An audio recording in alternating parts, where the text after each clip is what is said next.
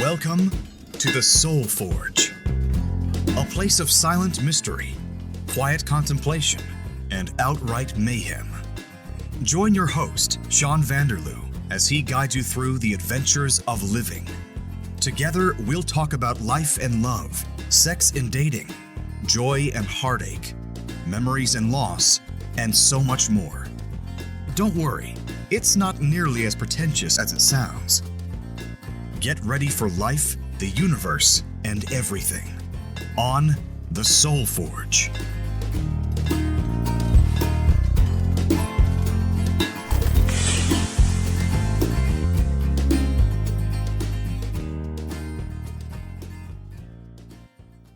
Hey everybody, welcome to episode 6 of the Soul Forge podcast. I'm your host, Sean Vanderloo. We have an exciting episode for you guys today. It's all about choice and decision making. Doesn't that sound like excitement? Well, let's get right into it. So our first choice, our first decision that we have to make is what I should call you guys. Do you want to be called the Soul Forgers? Like when I do my introduction, do I say, "Hey Soul Forgers, welcome to episode whatever"? Or do I say, "Hey Soul Squadron, it's time to get into this exciting topic about something or other"? Or do I not call you anything? I don't know if you guys listen to WTF with Mark Maron, but that's a podcast that I listen to all the time, and it's kind of a template maybe for this show here. He does a little bit of a monologue at the beginning of all of his shows, and then he gets right into the interview of the day that he's whoever he's talked to. But before he does that, he talks a little bit about his life, says what's going on. But at the opening, he greets his listeners, and he says, "Hey, what the effers? And it's always with the F word. So what the F buddies? What the F Tuckians? What the F this? What the F that?" So I thought I need to do something like that. I want to have a name for you guys, not just my listeners. Hey, listeners, how you doing? Let's go with the Soul Team 6, or Soul Squadron, or Soul Forgers, or something. So why don't you guys think about it? Maybe send an email to soulforgepodcast@gmail.com or tweet me at soulforge. Just some ideas. Just so we can have a fun flow at the beginning of each show, and we'll just go from there. So that's today's choice or decision that I have for you guys. So definitely, please send an email. I haven't gotten any yet. Of course, the show's only been out a week and a bit, so I don't think we have much penetration into the pod sphere of the universe. So what is decision making? Well, it's basically making a choice between several different options. I pulled up decision making on Wikipedia, and they have a fun definition. In psychology, decision making is regarded as the cognitive process resulting in the selection of a belief or a course of action among several alternative possibilities. Every decision making process produces a final choice, which may or may not prompt action. Decision making is the process of identifying and choosing alternatives based on the values, preferences, and the beliefs of the decision maker. Doesn't that sound exciting? Wow, that's quite a clinical definition for sure. Basically, what it is making a choice or solving a dilemma, essentially just figuring out what the heck you actually want to have happen. Let's get right down to some interesting things that I found here. Okay, so you have a decision to make, and you have several different options in front of you. What are you going to do? Well, there's something called the opportunity cost. Each time we make a choice, we miss out on the next best option. And there's always a next best option that we don't choose, and that's what an opportunity cost is. And all decisions have them. Let's just make it simple. We have two choices, and we go for the first one. Well, our opportunity cost is the second choice that we did not make. Would it have been a better decision? Who knows? You have the first one that you took, and that's what you have to go with, and whatever consequences happen, that's what you have to deal with. So in my research for figuring out how to make a choice about different things, I found a couple different decision-making processes. And there was a psychologist in the 80s named Leon Mann, and his decision-making process was called GOFER, GOFER. So let's break that down. G is for goals. we have to survey the values and objectives. So that's basically what we want. O is for options, and we have to consider a wide range of alternative actions. F is for facts. We have to search for the information that'll help us make our choice. E is for effects. Weigh the positive and negative consequences of the options. And then R is for review. We have to plan how to implement those options. And this was later updated in 2008. Christina Guo published the DECIDE model of decision making. So DECIDE. D is for define the problem. E is to establish or enumerate all the criteria. C is to consider or collect all the alternatives. I is to identify the best alternative. D, develop and implement a plan of action. And E is evaluate and monitor the solution and examine feedback when necessary. So that's all very exciting, but basically what it all breaks down to is you have to see what your choices are. Then you have to basically make a list of all the facts, all the alternatives, all the different things that are going to go into the decision-making process. And then you have to see which the best one is, and then you just have to do the thing. And after you do the thing, then you decide whether it was the best decision or not. Sometimes it is, and sometimes it's not. And you won't know until you actually do the thing, make the choice, figure it out. Alright, so that sounds simple enough. We have to break down all the options and pick one and go with it. The rules aren't important. What's important is it's linear. Every time I throw this ball, 100 different things can happen in a game. He might swing and miss. He might hit it. The point is, you never know. You try to anticipate. Set a strategy for all the possibilities as best you can. But in the end, it comes down to throwing one pitch after another and seeing what happens. With each new consequence, the game begins to take shape. And you have no idea what that shape is until it is completed. That's right. In fact, the game wouldn't be worth playing if we knew what was going to happen. You value your ignorance of what is to come? That may be the most important thing to understand about humans. It is the unknown that defines our existence. We are constantly searching, not just for answers to our questions, but for new questions. We are explorers. We explore our lives, day by day. And we explore the galaxy, trying to expand the boundaries of our knowledge. And that is why I am here. But there is something called decision-making fatigue. And that basically boils down to the fact that too many choices exhaust us or make us unhappy, and it leads us to not make a decision at all sometimes. There was a researcher named Barry Schwartz, and he called this the choice overload theory. And it's not just insignificant details that'll affect us. As the number of options increases, the costs in time and effort of gathering the information needed to make a good choice also increases. The level of certainty people have about their choice decreases, and the anticipation that they will regret their choice increases. So what does that mean? That means you've got too many choices, and you're not going to make a decision at all because it's worn down your energy. An article I found said, we make poorer decisions when we're tired. It's caused by the decision fatigue. The mind can only sort through so many options and make so many choices before it starts to run out of steam. That's why impulse buys like candy bars and magazines at the checkout aisle in the grocery store can be hard to resist. We've exhausted all our good decision-making skills.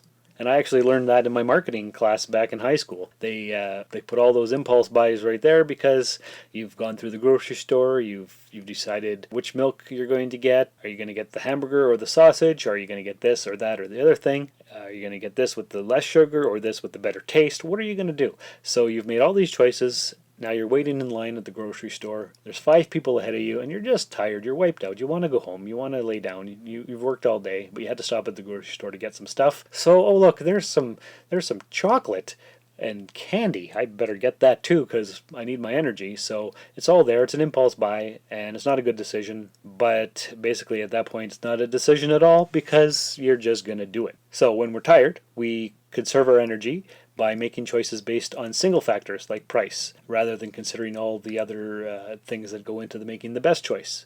So researchers call this a cognitive miser. And what happens when consumers are given a lot of features to choose from when buying a car or a suit, after a while people start asking for the default option rather than carefully weighing each decision. Basically, all this research comes down to imposing your own constraints when trying to make a choice in your life. Restricting the choice of creative inputs actually enhances creativity. In other words, letting yourself have less options to choose from can help you arrive at a better answer. So that sounds exciting, right? And I actually read a study about this a long time ago. I looked for it online, couldn't find it. I'm just going to paraphrase it. And what it basically said was that there's two stores. One has 5 flavors of ice cream, and one down the street has 30 flavors of ice cream.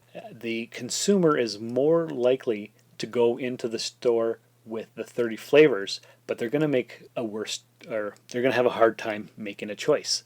So you have 30 things, and maybe you'll find 5 things that you really, really want, but you can only pick one because it's an ice cream cone, so you have one choice.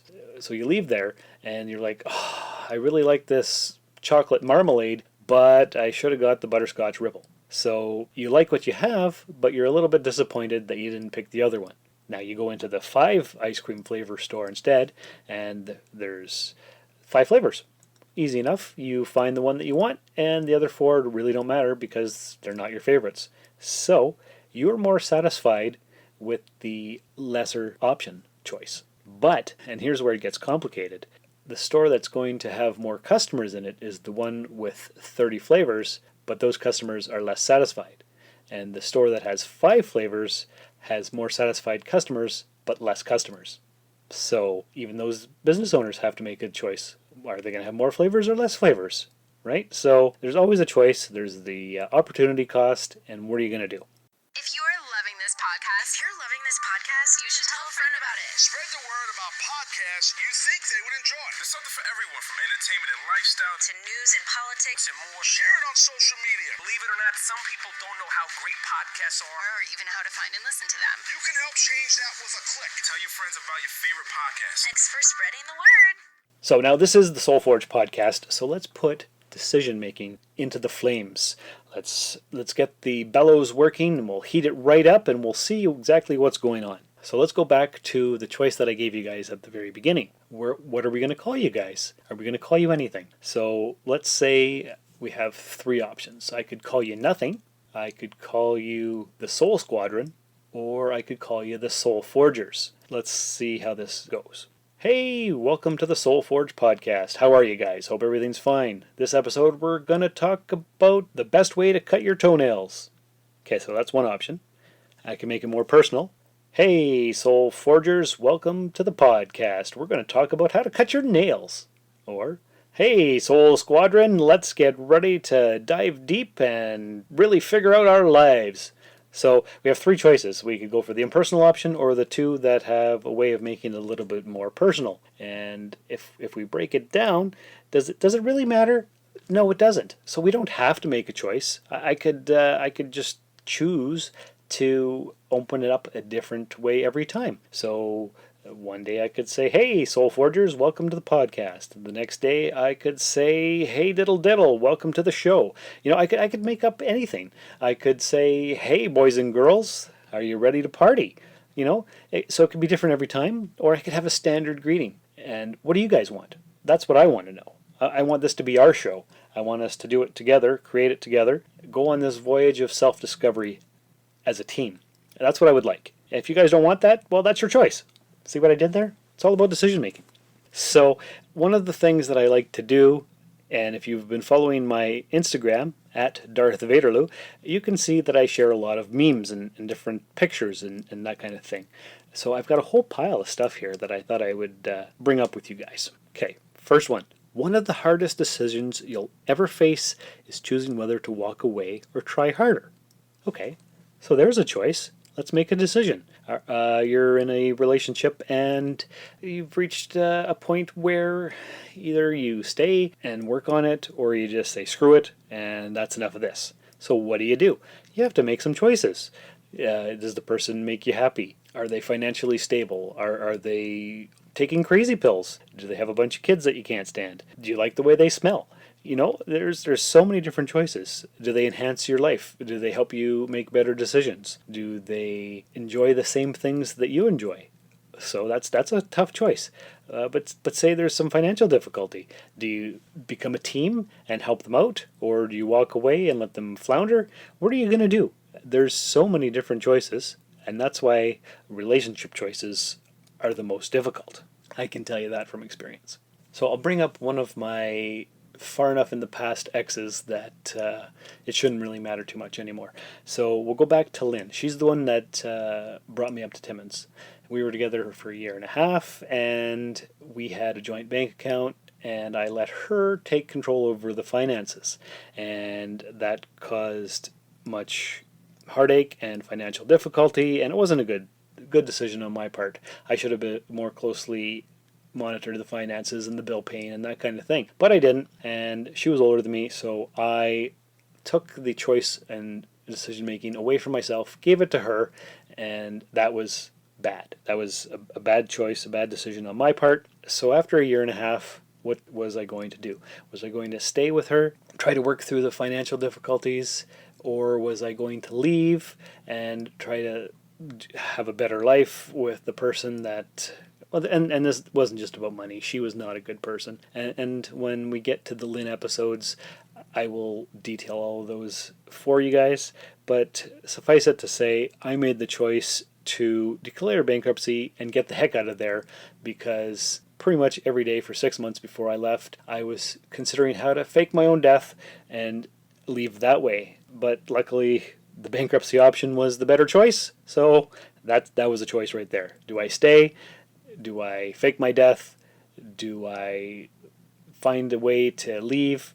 What do I do? So I think I made the best choice. I declared bankruptcy and I left. Let's just say I lived happily ever after. Not true, but I was better off, even though I had no money and I had to stay with a friend. So hard choice in the short term for long-term gains. Okay, another meme. Always go with the choice that scares you the most, because that is the one that's going to help you grow. And what do we mean by grow? Well, that's what this podcast is all about. We're going to grow as people. We're going to forge a better life. Our souls are going to become that much deeper. That sounds pretty highfalutin and high tech, and I don't even know what else I should call it. It sounds pretty out there, doesn't it? Well, anyway, so let's make the scary choice, because that lets us grow. It takes us out of our comfort zone, and once the choice and the decision has been made, we go with whatever that was. And sure, it was scary, but we could stay the way we were, or we can, well, like I said, we can grow. So let's say your two options are to stay home on a Friday night or ask Tracy to the dance. And you're really shy to ask Tracy to the dance, but you do it because that's going to allow you to go out to the dance and maybe start a relationship with Tracy. It's scary and there might be rejection, but there might not be. So let's do the scary option and do the thing, and that way everything's fine. And that way our souls grow. We become... What do we become? I don't know what we become, but we become different. We level up, I guess, if I'm going to put it in a gamer's term. We've made the choice, and we've gained experience points. So that seems all right. Instead of just watching TV in your room on Friday night, you went out and asked him out. Tracy's a multi-sexual name. Could be a boy or a girl, so it's for either of the male or female listeners. So you asked Tracy out, and he said no. Well, you know what? It was a scary thing to do in the first place, but you did it. And so the next time, it won't be as scary to ask somebody out, because the worst they can do is say no. And what's the big deal? Just ask somebody else. All right, next one. Right or wrong? Make a decision. The road of life is paved with flat squirrels who couldn't make a decision. So what does that mean? Well, if you don't make a decision at all, then you're stuck in the middle of the road and you're going to get run over and flattened. And that's not good. You want to keep going. Always keep moving forward. So you make a choice, and it was a bad choice, or it was a good choice. Either way, at least you made a decision and you didn't stay in the middle ground. So that's a good thing. Ralph Waldo Emerson, he said, once you make a decision, the universe conspires to make it happen. Now, that sounds like it's new agey or whatever you want to call it, but I can tell you it's true. Once you've made a decision and you've given it over to the universe, you actually will see a lot of progress. And this has happened to me several times. The best example I can think of is when Bridget and I first got together, we needed a place to live. And so what we wanted to do was buy her parents' house and live there. And she didn't see any way of making that happen. And I said, you know what? It's going to happen. But she's like, how do you know it's going to happen? Because I've decided it's going to happen. But how do you know? I just do. I have faith that the universe is going to make this happen for us because I believe it enough and I feel it, and so it's going to happen. And sure enough, several months later, her parents sold their house to us, and we moved in there, and it was great. And so we had a place to stay, and everything happened. And we were sitting there a few months later, and she's like, how did you know that this was going to happen? And I said, because I had faith that the universe would make it so, because it's what I wanted. I made a decision that we were going to do this, and then it did. And that has actually happened several times to me. It's not a religious thing. It's not like anything like that. It's just knowing. It's a simple knowing that this is going to happen because this is what you want. It doesn't always work out that way, but I've found that when I've actually given it over to the universe or whatever it is out there, it happens, and it usually happens in a fairly good amount of time. It doesn't always. It takes a little while sometimes. But when I've completely given it over and known that it was going to happen, even though I didn't know how it was going to happen, it did. My grandfather used to tell a story. He lived on, I think it was 8 Market Street in Sault Ste. Marie. And there was a vacant lot over right beside the house. It was 16 Market Street. And he told Grandma that one of these days we're going to build a house on that lot. And they didn't have any money and their business was failing or whatever it was. I can't remember because, well, nobody's around anymore and I can't ask. But the story was that he had faith that it was going to happen. She didn't know how it was going to happen. He didn't know it was going to happen. But sure enough, a few years later, they designed and built a house on that piece of property because he believed it was going to happen. So it did. So maybe that's where I get my my faith in the universe from. Maybe from Grandpa. That's something to think about. Okay, got another quote. Never make a decision when you're upset, sad, jealous, or in love. That's because your emotions are running high and you're not thinking clearly because you're upset or sad or you're jealous or in love. Jealous and love are pretty close or two sides of the same coin maybe. Upset and sad are the same thing. Yeah, your temper's flaring, your emotions are high, you're not thinking clearly. You're going to make a decision and you might not have thought all the options through, and you're going to, more than likely, 9 times out of 10, make a bad choice. But that brings me to the final thing. Bad decisions make good stories. And really, isn't life all about good stories? Let's say you're out at the bar and you can either get a ride home with your friend or you can walk home. The best decision would be to get a ride with your friend who's sober and you go home. So say you did that. You went home and slept in your bed and had a good night's sleep and you got up for work in the morning and were productive and everything was fine. A little bit tired, a little bit hungover, but you did your job and you paid your bills. Okay, so the second choice, the bad choice, is no, I'm gonna stay at the bar a little bit longer, have another drink, and I'll find my own way home. And so you walk home, but you don't quite make it. You take a wrong turn and you fall down an embankment and you hit your head on a rock. And you get up and you crawl and you're laying out in a field somewhere and sleep all day and there's birds pecking out your eyes and you miss your work and you die. See, bad choice. Not necessarily that's the option that's going to happen, but it's a fun story, right? Oh yeah, I didn't make it home and I almost died and I lost this eye because a bird pecked it out because I was half conscious in a field and I lost my job and I don't have a place to stay, so I slept on my brother's couch for 6 months and now here I am in this homeless shelter telling you guys about this. Okay, that's a little bit dramatic and whatever, but it'd be a better story. It's not a good story, but it's more entertaining than you went home and you paid your bills the next day. So there you go. Bad decisions make good stories. In conclusion, another thing that I read here is you should never regret anything in life. If it's good, it's wonderful. If it's bad, it's experience. So essentially, make a decision. If it's good, then great, everything's going to be fine. If it's bad, at least you learn from it and you know better for the next time. And that's finding your options and adding to your data set and having a better skill set for coping the next time around. So as long as you're growing and gaining experience and becoming a better person, no matter what decision you make, everything's going to work out in the end. As long as you don't lose your job or kill somebody or anything like that.